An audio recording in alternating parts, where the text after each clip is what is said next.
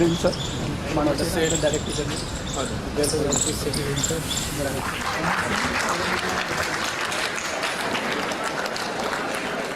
Kindly be seated.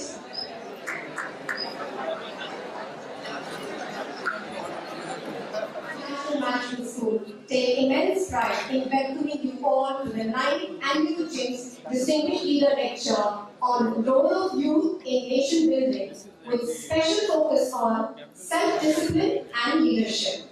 It is a proud privilege today to have with us the Commissioner of Police Delhi, Shri Alok Yashita Naru, Ambika Sai Bhagat, and Saloni Mangla from JIMS Vasant Kunj to perform Saraswati Vandana for us.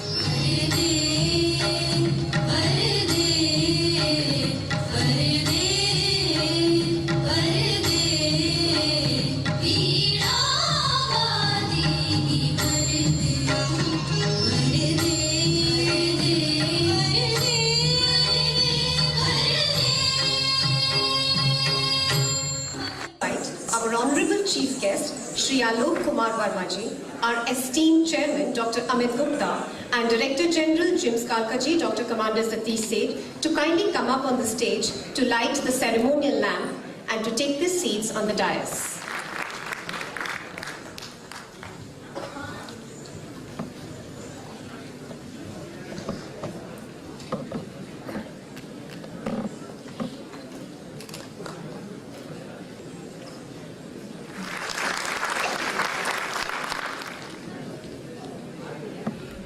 Now, I take this opportunity to introduce our Honorable Chief Guest to you all, Shri Alok Kumar Varmaji.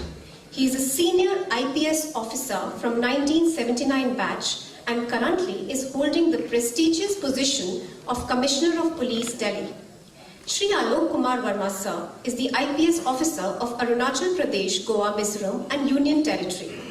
Prior to being the Delhi Police Chief, he has served as the Director General of the Prisons, Deputy Commissioner of Police South District, Joint Commissioner of the Crime Branch, Joint Commissioner of Police New Delhi Range, Special Commissioner of Police for Intelligence and Special Commissioner of Police for Vigilance. I request our faculty, Ms. Shikha Kukreja, to welcome our distinguished Honorable Chief Guest, Shri Alok Kumar Varma sir, with a bouquet.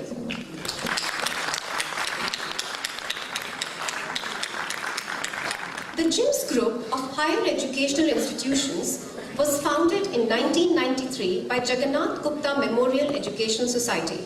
The society has established 11 institutes of excellence in Delhi NCR to impart professional and technical education in the cutting-edge disciplines of management, information technology, mass communication, engineering, law, education, hospitality, and hotel management. Apart from these, the society has established 3 more campuses in Rajasthan, one of which is the Jagannath University, Jaipur. In 2013, the JIMS Group established the 2nd Jagannath University at Bahadurgarh in Delhi NCR. Now I would request our faculty, Samriddhi Chadha, to kindly present a bouquet to Dr. Amit Gupta sir. And request our faculty, Ms. Palak Gupta, to kindly present a bouquet to sir. May I now please request Dr. Amit Gupta sir to kindly deliver the welcome address. Thank you, Gopika. Shri Alok Varmaji, our chief guest, Commander Satish Seth, Director General JIMS Kalkaji, our directors of JIMS Vasant Kunj, Lajpat Nagar, Greater Noida and Kalkaji, faculty, members of the governing board, friends from the corporate world, and very dear students. At the outset, I would like to extend a very warm welcome to Shri Alok Varmaji for having consented to be the chief guest at today's Distinguished Leader Lecture Series. The Distinguished Leader Lecture is a prestigious event in our annual calendar wherein we invite eminent persons to discuss issues of critical importance in the area of public policy with a view to provoking debate and discussion on thought, innovation, and social re-engineering in the Indian public sphere. Today's topic on role of youth in nation building is extremely important and relevant as India is a young nation and its youth constitutes immense potential. let me present a few thoughts on today's topic. As China, Japan, and many other nations face an aging demographic profile, the youth segment of India's population is growing rapidly and is projected to continue to do so for the next 30 years. Provided India can act quickly on health, education, and employment, this demographic dividend has the potential to inject new dynamism into its flagging economy. Failure to do so, however, will result in demographic disaster. Today, more than half of India's population is under the age of 25, with 65% of the population under 35. By 2020, India's average age will be just 29 years, in comparison with 37 in China and the US, and 45 in Western Europe and 48 in Japan. Well, these students serve as our brand ambassadors, and we trust that in future they will be an important part of our nation's growth story. It is our endeavor to not only develop professionally competent industry-ready students, but also instill in them humanistic values so that they develop as socially responsible human beings and model citizens of our country. And that's what reminds me that when I had my school education, and I'm fortunate that Sri Alokji is from the same school, St. Xavier's, Delhi, where we had the best of education. And without wasting any further time, I want Sri Alokji to please come and share his views, his experience with all our students, and I request all ladies and gentlemen to please give him a standing ovation with a huge round of applause.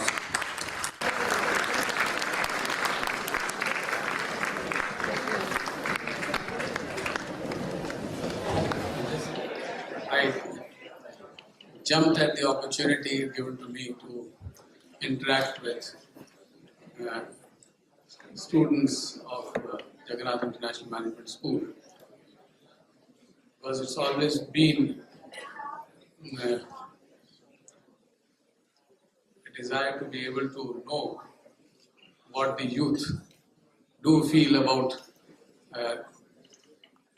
the police as an organization that I am representing. I think it took me some effort to get them to change the subject matter from policing to a general topic of youth and their contribution, or what the youth can actually do to contribute to nation building. My experiences with my current job, and I think probably you will be able to find a distinction between the three that I have just pointed out. As a catalyst for social transformation, I am quite sure you will understand that whatever decision you take should have the larger interests of society in mind. Very early in my career, we had a situation where in one of the universities there were riots, and as a result of riots we had taken with us around 250 odd students who were indulging in riots. The situation had also called for a police firing. The Vice Chancellor of the university rang up sometime around midnight and told me that a large number of students who were not involved in rioting were also taken to the police station. I, as a police officer, told him that as a good administrator, if he wants me to take a decision in which I have to send some students back, he should make it clear to the students that that decision will be on the assurance that he is giving to the police, so that he is able to run his administration rather than police intervene at a later date again. Government can at best have policies, have rules, laws in which you can bring about that change, but the initiative is going to be totally ours. And we have to push forth for that change. We have to ensure that we are not accepting superficial solutions, but we are working towards closely transforming our society, making it stronger, and ensuring that a country which over the last many years now is leading in technology, in space exploration, and a lot of other fields, is strengthened by our actions, by our deeds, by the work that we do, and the effort that we make to raise everybody in society to a level where good living and high values become the fundamentals. I wish you all the very best, and I wish you success in your careers in the time to come. I would... Answers have come from JIMS Kalkaji. So there's a very prominent question is that there's a recent census from a private institute which clearly said that there is 7,000 police officers for, one police officer for 7,000 people. And so how difficult is it for the police officers to actually, manage such a big crowd?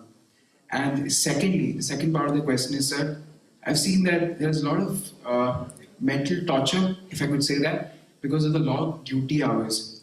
So what is the psychological mind of these police officers? How do we actually ease out their problems? Because as the topic clearly says the role of youth in nation building, how do you see that we as youth can step up in helping the police team as you people we can do something for the nation?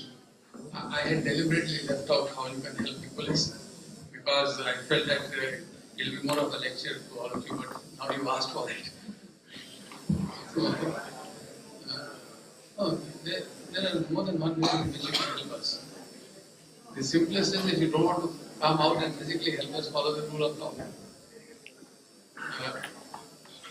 Second is that we have a large number of schemes whereby we take volunteers, seek their help in various aspects of policing. May I please now request Dr. Amit Gupta, Chairman JIMS, to felicitate our distinguished guest, Shri Alok Kumar Verma, sir.